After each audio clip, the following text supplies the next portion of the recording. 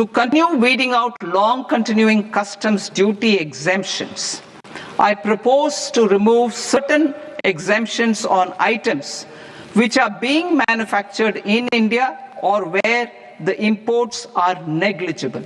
Similarly, to further simplify the process of ascertaining the rate of duty applicable on a particular item, I propose to incorporate certain effective rates in various customs notifications to the tariff schedule itself. I shall now take up sector-specific proposals. Promotion of exports of marine, leather, and textile products. I propose to increase the limit for duty-free imports of specified inputs used for processing seafoods for export from the current 1% to 3% of FOB value of the previous year's export turnover. I also propose to allow duty-free imports of specified inputs, which is currently available for exports of leather or synthetic footwear, to exports of shoe uppers as well. I propose to extend the time period for export of final product from the existing 6 months to 1 year for exporters of leather or textile garments, leather or synthetic footwear, and other leather products. Energy transition and security. I propose to extend the basic customs duty exemption given to capital goods used for manufacturing lithium-ion cells for batteries to those used for manufacturing lithium-ion cells for battery energy storage systems also. I propose to exempt basic customs duty on import of sodium antimonate for use in manufacture of solar glass. Nuclear power. I propose to extend the existing basic customs duty exemption on imports of goods required for nuclear power projects till the year 2035 and expand it for all nuclear plants irrespective of their capacity. Critical minerals. It is proposed to provide basic customs duty exemption the import of capital goods required for the processing of critical minerals in India.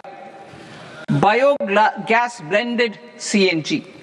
I propose to exclude the entire value of biogas while calculating the central excise duty payable on biogas blended CNG.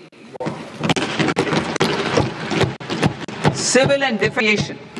I propose to exempt basic customs duty on components and parts required for the manufacture of civilian training and other aircrafts.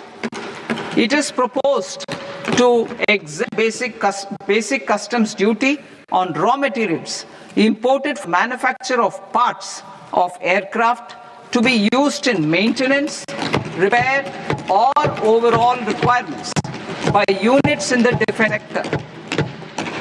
Electronics. To deepen value addition in the consumer electronics sector, I propose to exempt basic customs duty on specified parts used in the manufacture of microwave ovens. Special economic zone.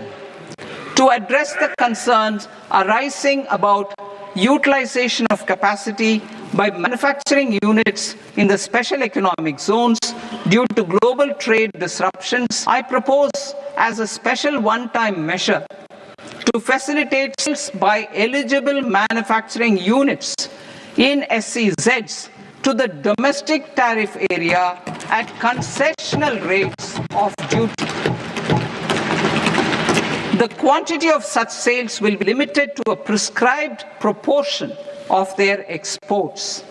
Necessary regulatory changes will be undertaken to operationalize the measures while ensuring level playing field for the units working in the DTA. Ease of living. To rationalize the customs duty structure for goods imported for personal use, I propose to reduce the tariff rate on all dutiable goods imported for personal use from 20% to 10%. To provide relief to patients, particularly those suffering from cancer, I propose to exempt basic customs duty on 17 drugs or medicines. I propose also to add 7 more rare diseases for the purposes of exempting import duties on personal imports of drugs, medicines, and food for special medical purposes used in their treatment. Customs process. India's role and share in the global trade is poised for a major leap. In line with our ambition and journey towards Vikasit Bharat. In this regard, I propose many measures for custom processes to have minimal intervention for smoother and faster movement of goods and greater certainty to the trade. Trust-based systems. I propose to enhance duty deferral period for Tier 2 and Tier 3 authorized economic operators, known as AEOs, from 15 days to 30 days.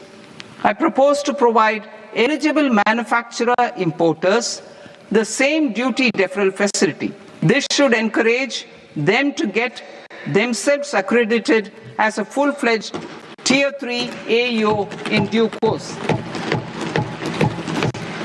To provide greater certainty and for better business planning, I propose to extend validity period of advance ruling binding on customs from the present 3 years to 5 years. In the spirit of the whole of government approach,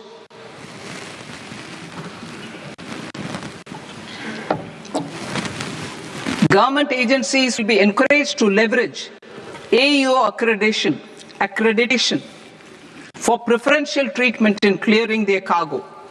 Regular importers with trusted long-standing supply chains will be recognized in the risk system so that the need for verification of their cargo every time can be minimized. Export cargo using electronic sealing. Export cargo using electronic sealing will be provided through clearance from the factory premises to the ship. For import of goods not needing any compliance, filing of bill of entry by a trusted importer and arrival of goods will automatically notify customs for completing their clearance formalities. This will enable goods to be released immediately on arrival. The customs warehouse framework will be transformed into a warehouse operator-centric system with a self-declarations, electronic tracking, and risk-based audit.